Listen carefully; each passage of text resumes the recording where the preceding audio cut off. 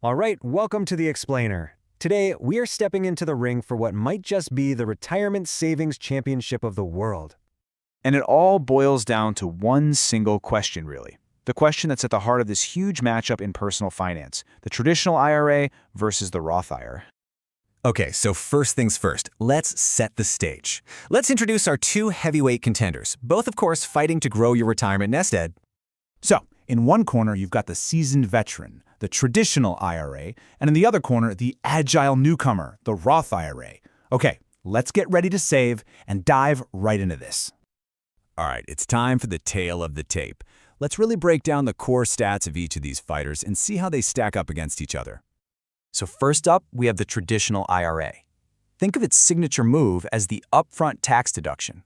By contributing with pre-tax dollars, you can actually lower your taxable income today, which is a pretty powerful blow to your current tax bill. And the Roth IRA? Well, it counters with this powerful 1-2 punch, tax-free growth and tax-free withdrawals later in life. See, you take the tax hit now, but then everything you earn and withdraw in retirement, well, that's all yours to keep, completely tax-free.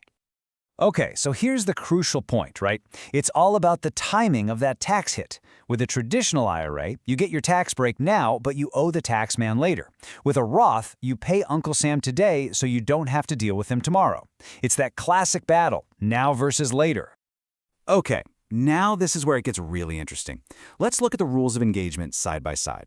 Contribution limits, they're the same for both. But man, look at the differences. A Roth lets you take your contributions back out anytime you want, tax and penalty-free. That's huge. Traditional IRAs, on the other hand, have something called required minimum distributions, or RMDs. That means the government actually forces you to start taking money out around age 73 or 75, whether you want to or not. Roths? Nope, not for the original owner. And here's a big one. High earners are actually blocked from contributing to a Roth directly. We'll get back to that. So which fighter do you want in your corner? Who's your champion going to be? Well, the winner really depends entirely on your personal matchup against, well, the future. And believe me, this debate gets heated. I mean, just look at this comment from a Reddit forum. People have some really strong opinions, but the core of the strategy, what it all boils down to, is one big prediction you have to make about yourself. And this, right here, is the multi-million-dollar question. Will your tax bracket be higher or lower in retirement? You're essentially placing a bet on your future financial self. Are you going to be earning more when you finally hang up your gloves or less? All right, so Team Traditional might be for you if you expect to be in a lower tax bracket in retirement. This makes a ton of sense if you're in your peak earning years right now. That tax deduction today is way more valuable, and the tax hit on withdrawals later on, it'll be a lot less painful when your income is lower. On the other hand, you might want to go with Team Roth if you're betting that your best earning years are still ahead of you. You know, if you're early in your career, it's just smarter to pay those taxes now while your income and your tax bracket are relatively low, rather than paying them later when you, and hey, maybe even the overall tax rates are much higher. Plus, that flexibility is a huge, huge bonus. Okay, but wait. What if you earn too much to contribute to a Roth IRA directly? Does that mean you're out of the fight? Don't worry. It's not over. There's a special move, an advanced pro tip for high earners to get in the ring. And that move is called the Backdoor Roth IRA. Now, to be super clear, this isn't an official account type you can just go open up. No, it's a strategy. It's a two-step process you follow to get your money into a Roth IRA, even if your income is above the limit set by the IRS. So, here's the maneuver. Step 1. You contribute to a non-deductible traditional IRA. Step 2, you wait for the funds to settle, but not too long, you want to avoid earnings. And step 3, you convert the traditional IRA funds into a Roth IRA. It's a little three-step combo. Contribute, wait, convert. Seems simple enough, right? But you gotta be careful.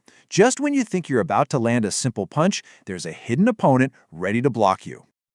And this is that opponent's tricky counterpunch. You have to beware the Pro-Rata Rule.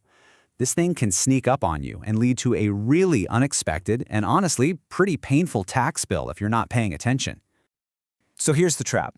The IRS doesn't see your IRAs as separate accounts. They view all of your non-Roth IRAs, so traditional, SEP, simple, as one giant pot of money.